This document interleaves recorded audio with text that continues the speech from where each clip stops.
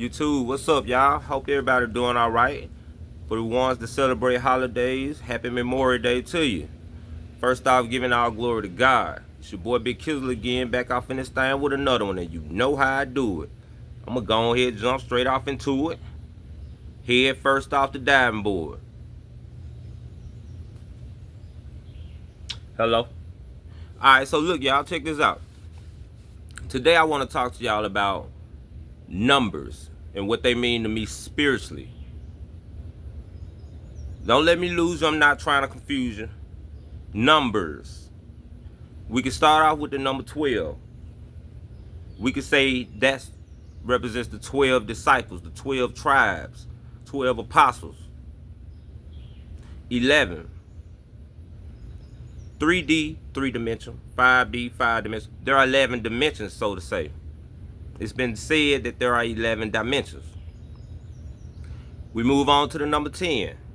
We can speak on 10 commandments. We can move to number 7, which are the 7 deadly sins. I want to go deep in depth with y'all on the number 9, which are the 9 fruits of the Spirit. Think of it like this. Think of 9 fruits of the Spirit as what someone looks like walking closely with God when he works with them from the inside out. These are characteristics you develop when God works with you from the inside out. Let's roll with it. First fruit, in no particular order, y'all, is love. And before I go talking about love, I want y'all to know that this is mentioned in the Bible in Galatians. The book of Galatians chapter 5, verses 22 and 23. No specific order that I'm giving to y'all. Love. Love is a very, very, very powerful fruit of your spirit. It's one of the most powerfulest. Love operates on a frequency of 528 hertz. You ever heard somebody say you vibrating low, you on a low frequency? You below 528 hertz. You real low. The rap music, all that demonistic stuff that got our kids going crazy, that's low frequency. It's not love. Love is on 528 hertz, one of the most powerfulest frequencies. Love is choosing kindness even when it's hard. Sort of like you forgive someone for hurt your feelings instead of trying to get revenge. Love is loving God even though it seems like your prayers haven't been answered. Love is loving your kids even when they piss you off to the highest level of festivity. Love is so powerful it can heal. Peace. Peace is staying calm. Staying calm and trusting God during chaos. In these days, in this world, peace. We have chaos. We have chaos. So it's very important that you develop peace. Peace of mind. Money is not wealth. Peace of mind is wealth. Peace of mind has always been wealth. Except for in today's time, it is looked at as the new wealth. Which is why rich people, a lot of them don't have peace. They have all this money and call themselves wealthy, but they don't have peace in their heart, so they're spiritually broke. Hello? Peace is the new wealth. Let's move on. Joy, y'all. Joy, not the dish detergent. This is inner joy. Hey, you hear me out there, bro? Oh, you. Nah, I ain't hear you. What's up? You need me to come help you? Nah, I can wait till you get through. I'm just gonna leave them bags in the car. Okay, I grab them. All right. Joy is having inner happiness that doesn't depend on circumstances. The circumstances you're going through right now, the loss of a job, your financial situations, You pull joy from out of here to battle what's going on out there. You pull joy from in here to battle what's going on out there. Joy is when a person still finds reasons to smile and thank God, even after losing a job or going through hard seasons.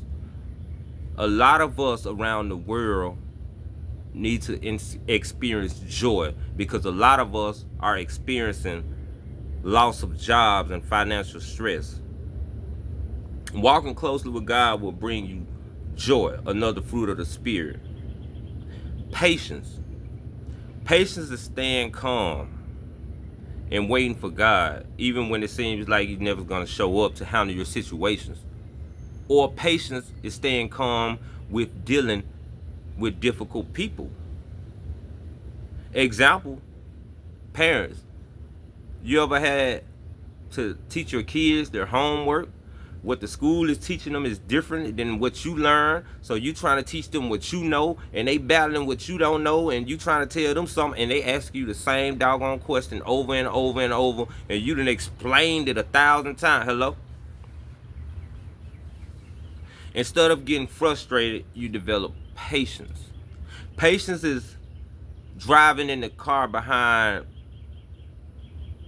another car that is going slower than the speed limit. And they're older people.